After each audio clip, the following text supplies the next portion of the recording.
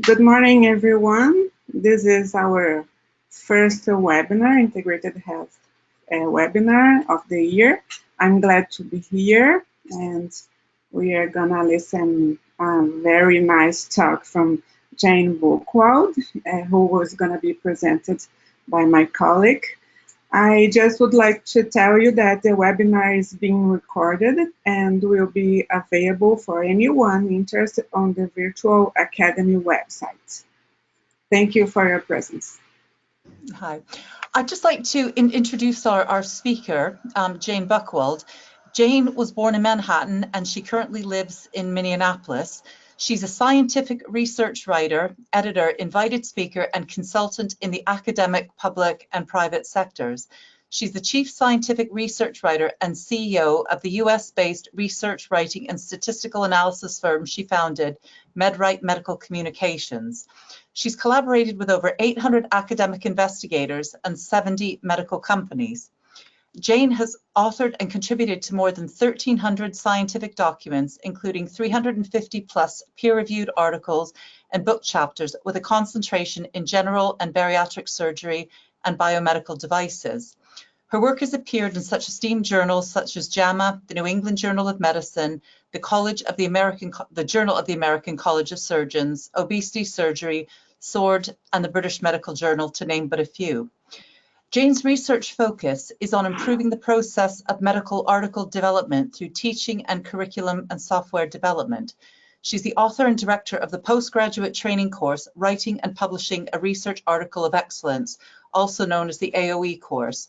She teaches regularly at organizations and in the military and surgical medical residency programs. She's received the American Medical Writers Award, the Eric Martin Prize for Excellence in Medical Writing, and this was a peer-reviewed nomination.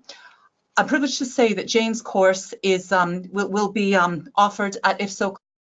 Has been in the past. It will be available in Miami, and as a former graduate of Jane's course, I was privileged enough to attend the course at IFSO in Vienna in 2015. And I think what I really learned from it, it was really the increased confidence and the knowledge, because there really is an art to writing and publishing a medical article. And I think Jane really debunked and made a lot of the methods and the processes very, very clear in a very accessible way. And I'm pleased to say that we will be offering this course as one of the postgraduate courses at IFSO in Miami, and the registration is available on the IFSO Congress website. So without further delay, Jane, can I hand it over to you, please? Thank you so much, Yitka, for that lovely introduction. I very much appreciate your kind words, and I'm very honored to be here today with my co-hosts, Sylvia Faria and Andrea Schroeder. Thank you so much. I think I will try to turn now to the slides. And oops, we will get there.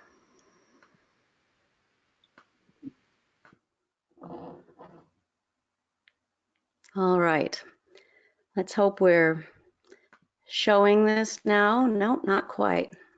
How about that? All right, so again, thank you so very much for that lovely introduction, Dr. Graham.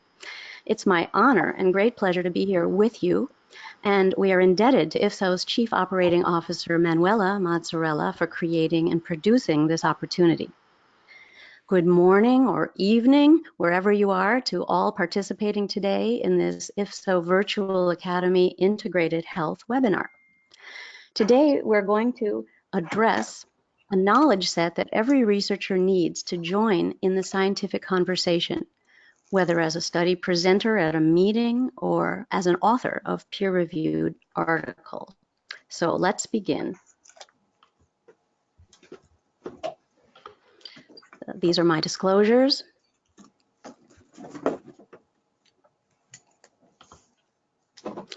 Interestingly, the research article is the only complete analyzed representation of a research study that ever exists in the public domain.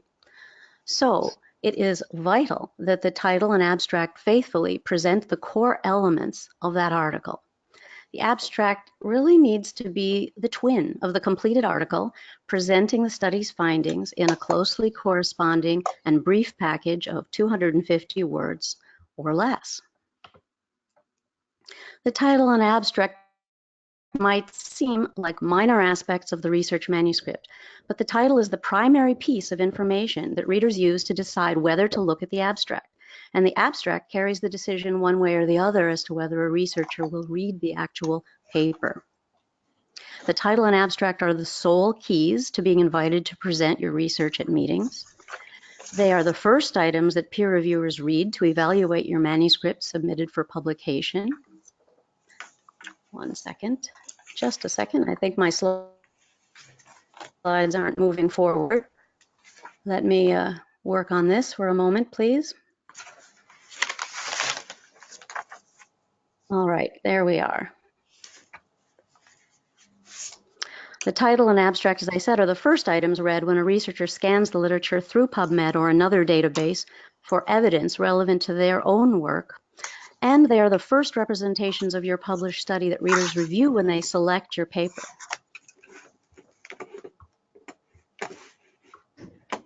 So as the agents of introduction and entry into the scientific conversation, the title and abstract really deserve careful attention in their construction.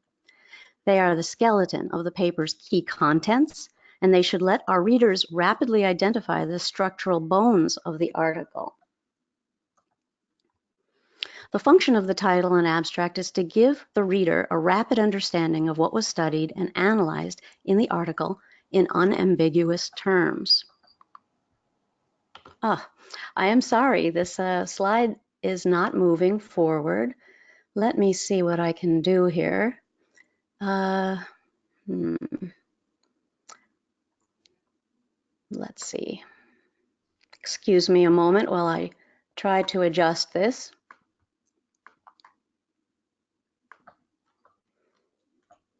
Apologize for this glitch. We will try to work through this.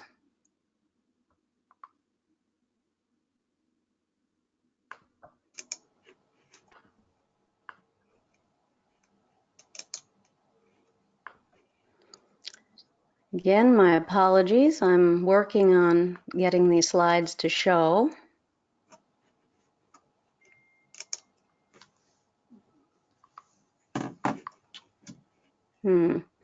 Well, we're having some serious problems giving you the slides. I am so sorry. Let's see. We'll try a different way.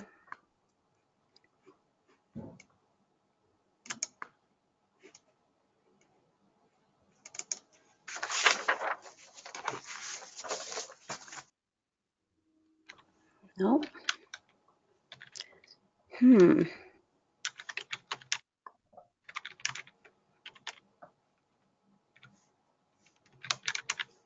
I hope the presenter is me.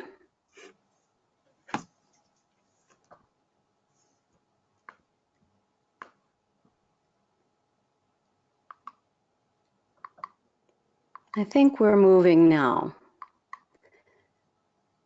I hope that that is visible. Excellent. All right. Again, I apologize for that glitch. Let's continue. So, some authors reveal a great deal of their study content in their title, while some others take a mysterious approach, attempting to draw the reader in with only part of the key information. But as we all know, as busy researchers, we truly appreciate a straightforward approach. We need to know the relevance of an article to our research quickly. So it's ideal if the 4 core guiding elements of the study are telegraphed to us immediately in the title. And these are the dependent variable, which of course is the variable being observed for change, such as diabetes or BMI. The independent variable, which is that entity or intervention that can cause change. Study design, which is our protocol to carry out the study and stipulate the appropriate analyses, and the study population.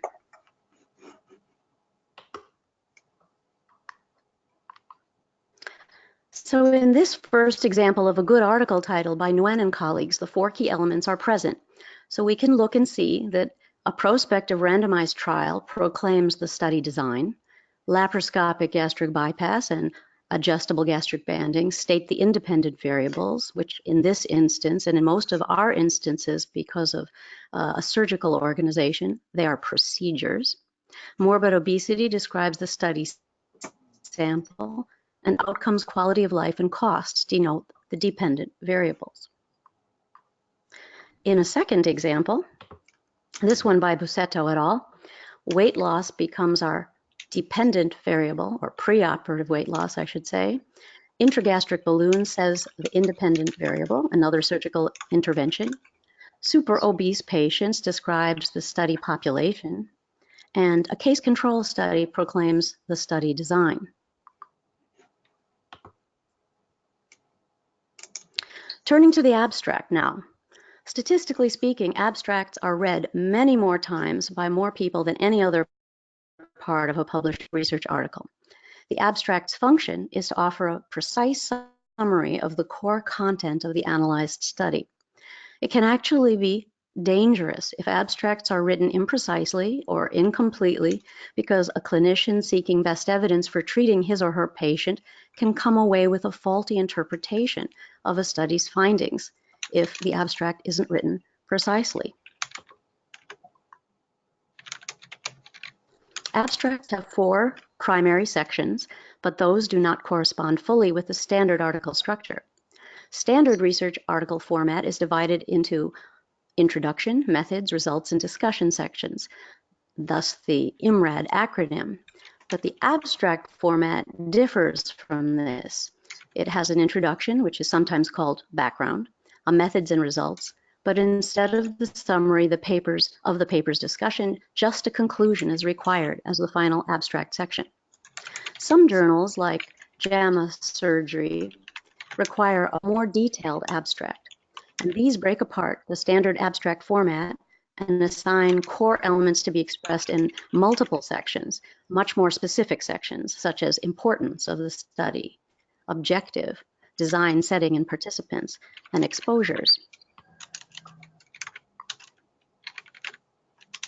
Now, the previous general abstract structure needs to be somewhat modified based on the study design of your investigation. The modifications are derived from study design-based reporting guidelines, and a reporting guideline is a reference tool to help us build methodologically complete articles. There are 3 published documents, these are all available online, that should be our main content guideposts for each study manuscript and abstract. These guidelines are, first of all, the very broad general information in a 20-page document put out by the International Committee of Medical Journal Editors, informally known as the ICMJE guidelines. These give us a good sense of the scope of what most articles, abstracts should contain, as well as everything else generally about the article. Then we look to the instructions to authors that are provided to us by the target journal that we've selected to submit our manuscript to. That will refine what we use in our abstract and what we're allowed to provide. And finally, we have 2 to 3 page guideline checklists that are the most specific reporting guidelines for us to use, and these are driven by study design. For example, everybody is familiar with the consort guideline. This is the guideline that gives us information about each section of the paper in terms of important content to include for RCTs.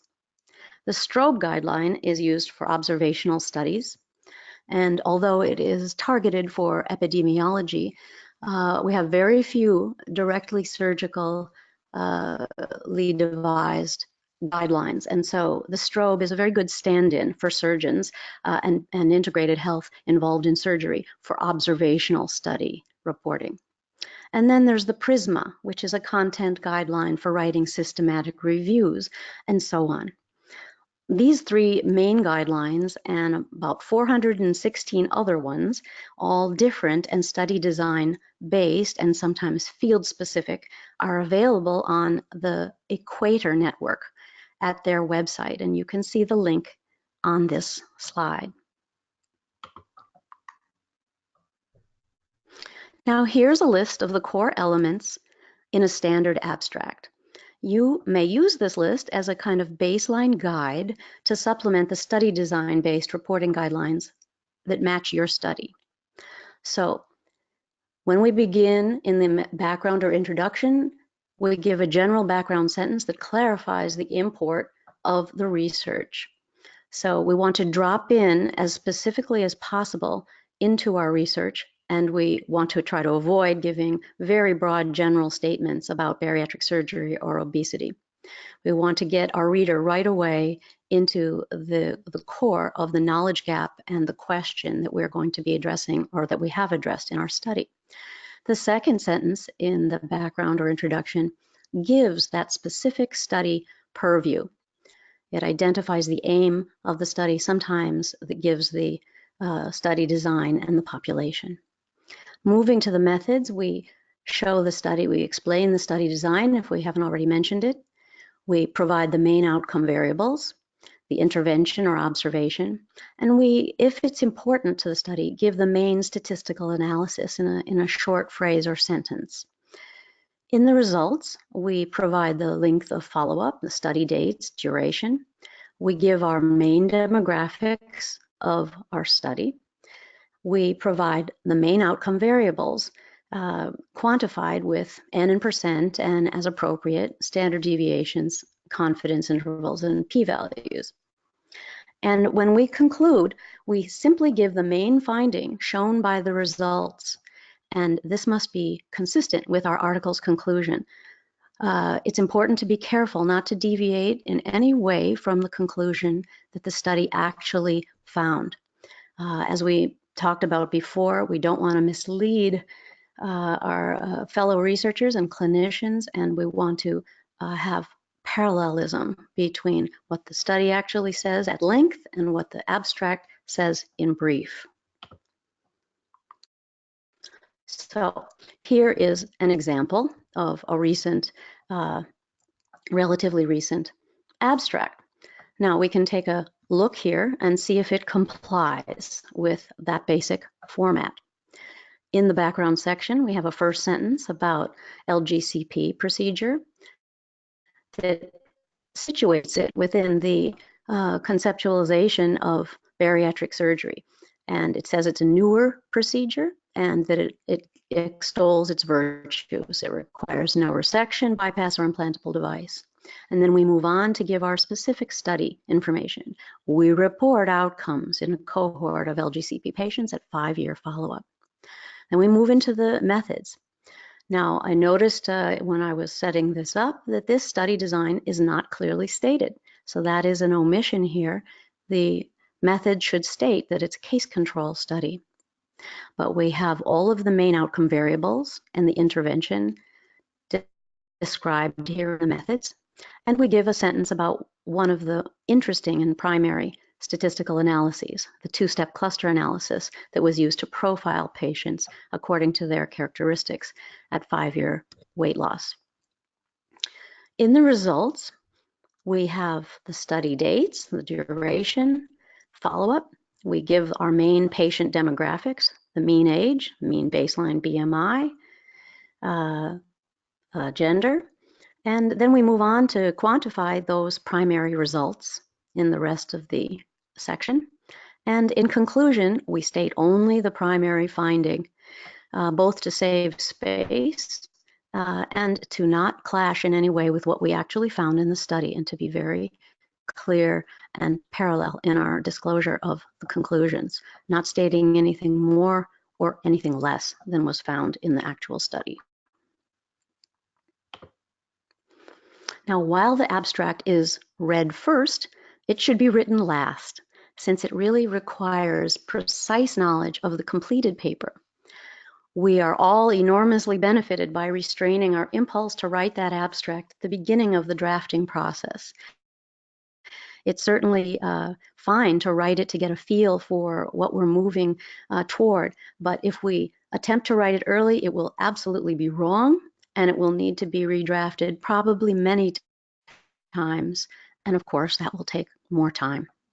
Once all the co-authors have approved the completed manuscript and checked all the values and analyses are final and consistent across the text and tables and figures, then it's time to write the abstract. And then the process is really very straightforward. To draft the abstract, you simply proceed in an orderly fashion, section by section, through the paper, and we collect our finalized 1 or 2 core content elements from each of those major sections. We copy them and drop them into our draft of an abstract. We do not worry at this point about length. We will address that in the editing phase. Once you're certain that you have those core elements, looking at your guidelines that we described earlier, making sure that you have the correct core guidelines, then it's time to edit and trim the abstract so that it will fit the requirements for length of your target journal. We must do this in a very skillful way, because the important thing is not to change the meaning of the study findings, but we have to figure out a variety of strategies to trim it down to fit into that tight format. A couple of techniques.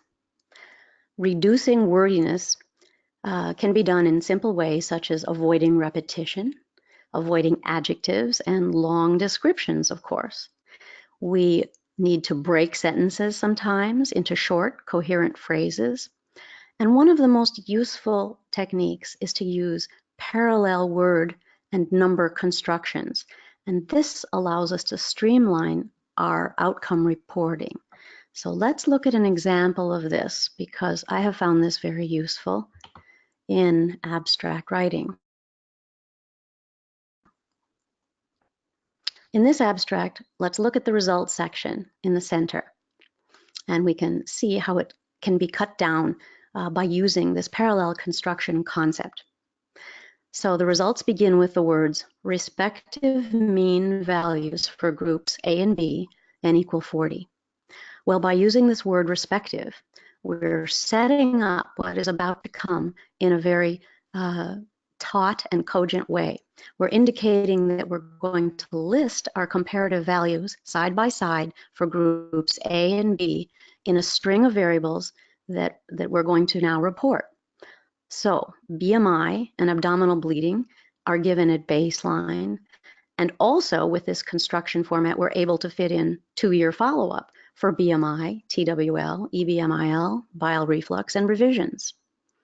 Now, if we listed these outcomes one by one, rather than in the parallel construction that we've set up here, it would have taken another several sentences and many more words. So this is a very useful technique to practice, and it can help us fit the all-important word limit for submission. A primary requirement of your finished abstract is that the conclusion should state exactly what the conclusion of the manuscript states, no more and no less. The overarching objective of both the title and abstract is research article condensation without misrepresentation. Now, a word briefly on succeeding with writing meeting abstracts. A couple of challenges. One frequent challenge is that we all need to make the deadline for abstract submission for various meetings. And in order to do this, one often has to submit the abstract long before the meeting, and sometimes before the statistical analysis and paper are completed, and sometimes even before the study itself is completed. To do this is really to take a bit of a risk of sharing incorrect findings, and yet professionally, we are put into this situation in order to set up meetings in advance with accepted abstracts and papers. Now, there are a couple of steps you can take to improve this situation. Submit your abstract at the time that it's due with the most accurate analysis that you can perform at the time of writing. And once you get to the day of your podium presentation, many months later, present the data your abstract was accepted with, but When you give your talk, remind your audience that the data are preliminary, pending final analysis. Or if you've completed your final analysis by presentation day, share those updated numbers as you move along through your talk. A second challenge with abstracts is making sure that we complete the full research circuit by carrying, there we go, by carrying the meeting abstract forward into a fully completed published article. There's academic pressure on everybody to present abstracts at meetings and to do so as often as possible. But the fact is, publishing a full paper requires a great deal more work beyond the abstract. The challenges in completing the work cause more than 50% of abstracts presented at meetings to never be fully developed into published articles. So what does this mean? This means that clinicians who hear or read those meeting abstracts are at risk for translating that preliminary data back to their patients. This is a quality and safety problem. The final analysis and interpretation of results in the context of existing literature really only takes place by undergoing that full process of writing the paper, undergoing peer review, and then revising. So presenting a meeting abstract is an important milestone, but it must be carefully developed into a publishable paper.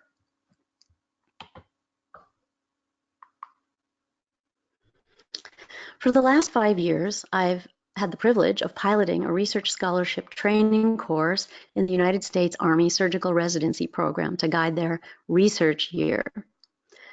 The military has a saying that they've shared with me: calm is king. In other words, clear communication on the battlefield is critical. Without a clear and precise article title and abstract, you are likely to have a failed mission. Researchers won't read or cite your paper, and the rigorous study you worked at so industriously won't have the power to help patients beyond your own clinic. So in conclusion, using a standardized approach to title and abstract construction supports the primary research scholarship aims of precision, completeness, and bias reduction. It ensures study design-focused research reporting. It aids in the efficient construction of your title and abstract. It helps researchers and peer reviewers to understand, evaluate, and use your research. And most importantly, it better safeguards the end recipients who are your patients. Thank you so much for your attention and your patience with the slide glitch. I hope we can move on now to maybe some questions from the audience.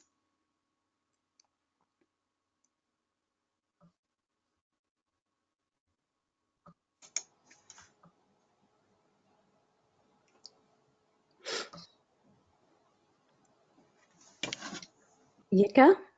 Hi. Thank you. Sorry, we're all coming up. Jane, thank you so much for an absolutely comprehensive and really interesting and thought-provoking presentation. Do we I've always got a million questions, but this webinar is not just about me. Do we have any questions, comments from the participants?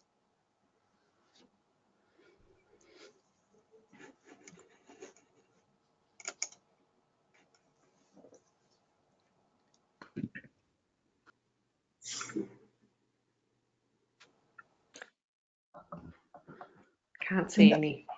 No, we can't. I think just sometimes it takes you can the questions can be posted there. I know we've got some attendees. Please feel free to do these. Can I just say this this is part of a very comprehensive course that Jane runs, the Writing and Publishing an Article of Excellence, which will be available at the IFSO Congress in Miami, and this will be on the Congress, not on the IFSO website.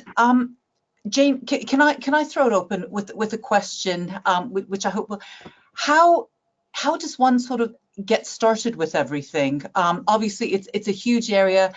I do feel probably from personal and speaking to colleagues, there's a bit of a confidence issue with it, and I think especially in integrated health, because there's not as much integrated health clinical research, say, as there is surgical research.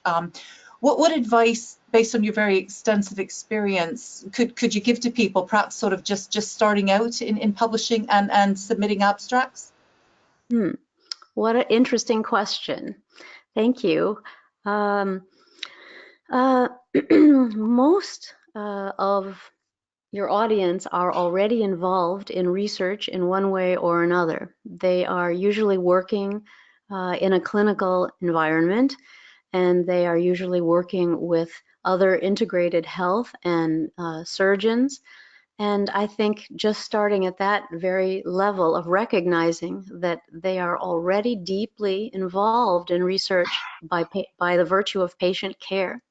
So there is much to be mined and gleaned simply from working with patients and considering the literature and what has already been written on the topics that you are interested in, and talking to others to form a research writing team, research performing team. You may already, many of you, be involved in such a team and already be involved in publishing.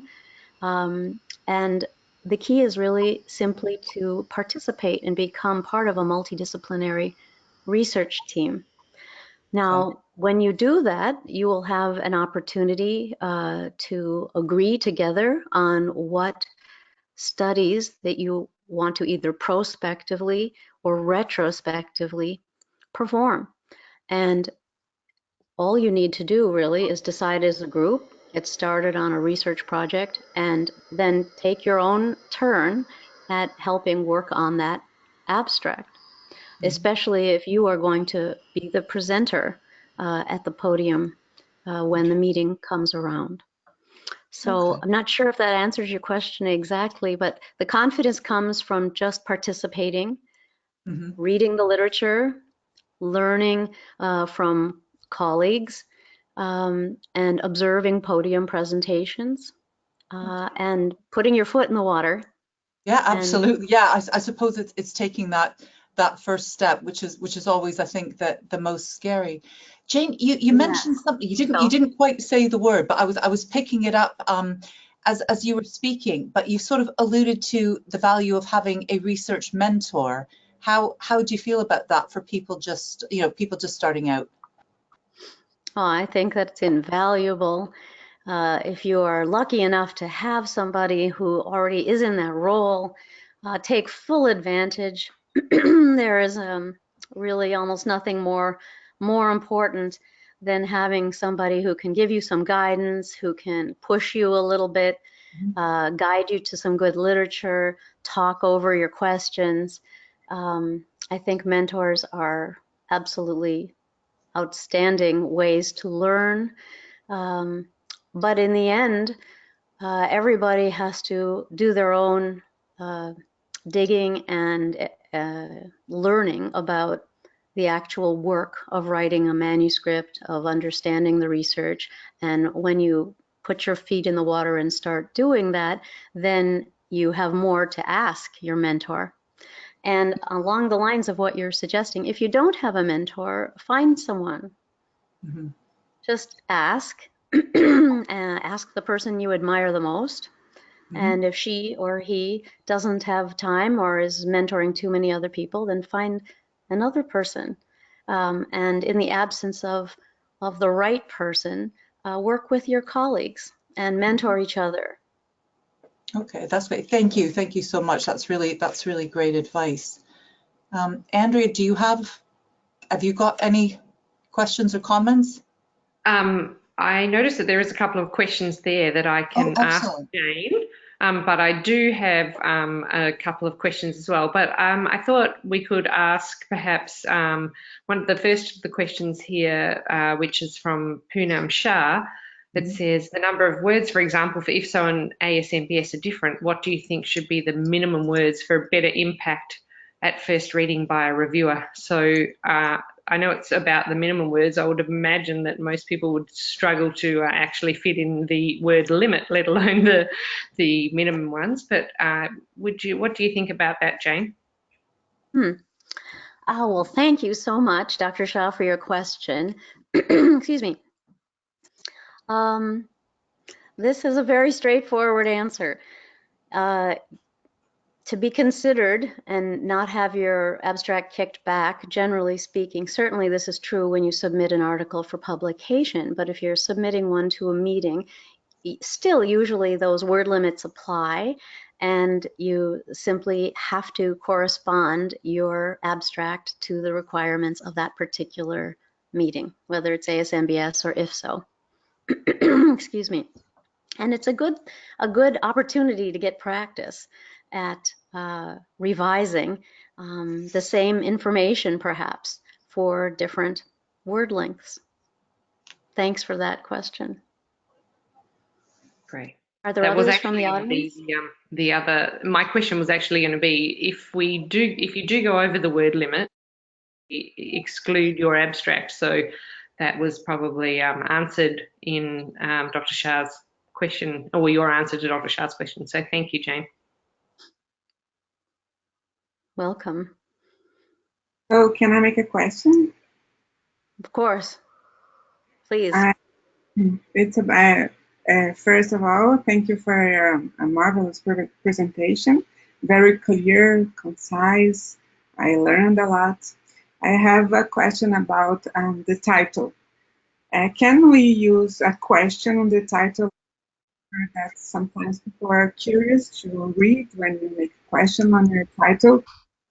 So does that mean to be clear, concise, and tell the truth? That is the real role of the science. So what about making questions in the title?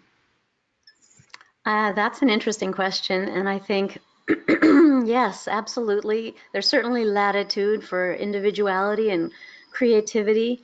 My perspective is just that you should telegraph those 4 key items in the title so that everybody knows very rapidly what your study is about. But if you can angle it into a question that is also kind of interesting and intriguing for a reader, absolutely, why not?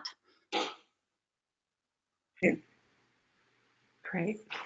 There's another question here, Jane, from Winnie Mather, that she asked, the cover page doesn't look good. No one will be interested in reading the book. Can you perhaps give us some tips regarding how we can attract the reviewers to make them read your abstract? You should be to the point, or should we be descriptive about what the article is about? Well, thank you, Dr. Mather, for your question.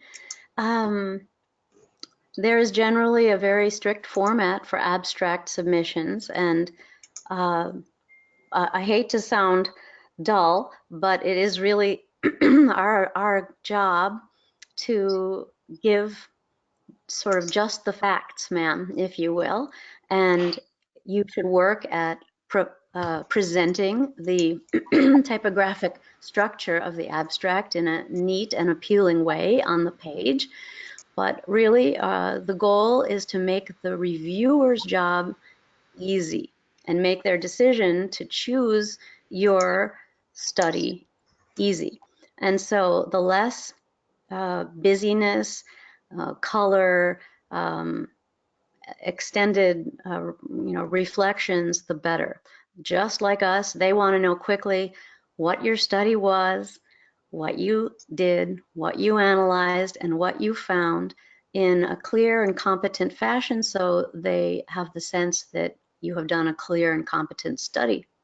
And that's really what the abstract should be presenting like. It should be presented in the same meticulous and careful fashion with which you conducted the study.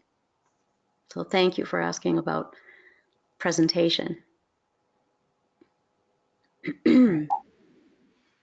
Jane, just one last thing from me. Could you just perhaps share about the order of the authors' names, on the title of the presentation or the abstract, like which names are in which order? What an excellent question. The abstract, first of all, needs to correspond to the article itself. So once the names are determined for authorship, they shouldn't be changed in the order or in the number.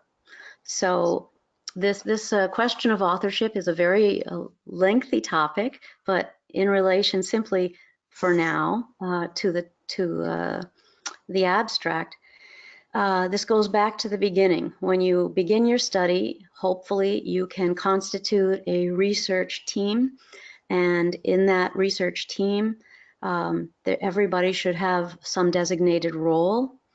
And generally speaking, the person who did the greatest work on the work product of the manuscript is generally first author, but not always. Sometimes it's simply the leading investigator, whether that's an integrated health member or a surgeon. Whoever really spearheaded this research and took the lead is often the first author. A medical research writer, say, like myself, might be another author, a second, third, fourth, whatever author. And generally, the final author is usually the senior author, the person who is in charge, perhaps, of the whole work and takes greatest responsibility for the work and for the study, but perhaps did not do the greatest work on the research manuscript.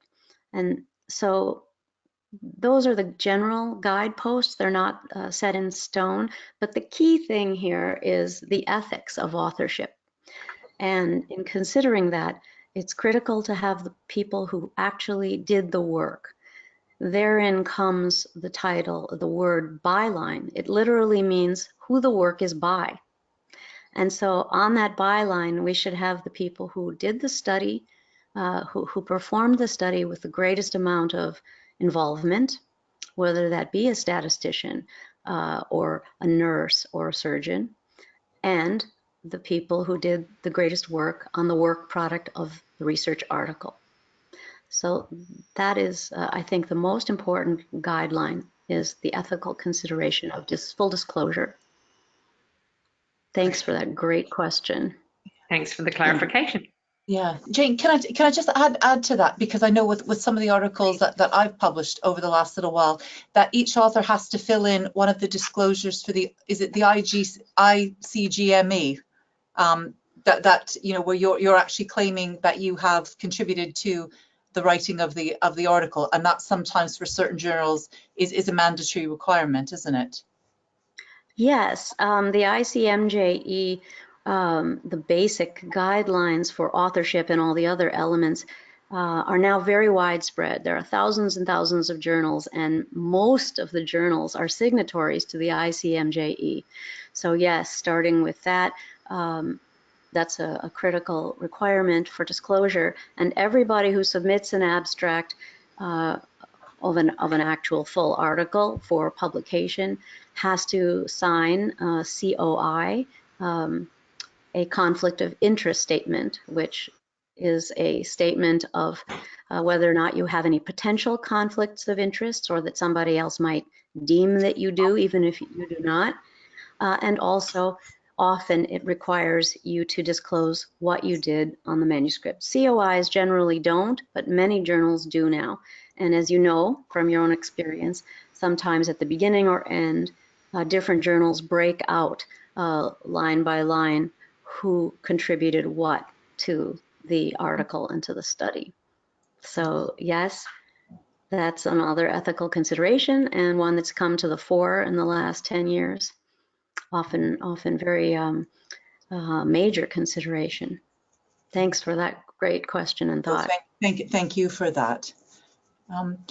I've lost the question bar in my part. So I don't know if the other, Andrea, are there any more questions to ask? I can't, it's disappeared. Just one more. So it just says, all team, when will we use background term and introduction term in abstract? And that's Ricardo. I'm sorry, I lost your sound. Could you repeat it? When will we use background term and introduction term in the abstract?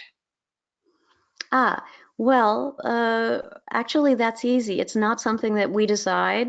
It is a decision made by that journal. So if you're submitting to a journal or let's start with a journal. If you're submitting to a journal, then you need to read those instructions to authors and look at their most recent issues of the journal. And by reading in the journal, then you will understand the style that that journal uses and prescribes, and it's required.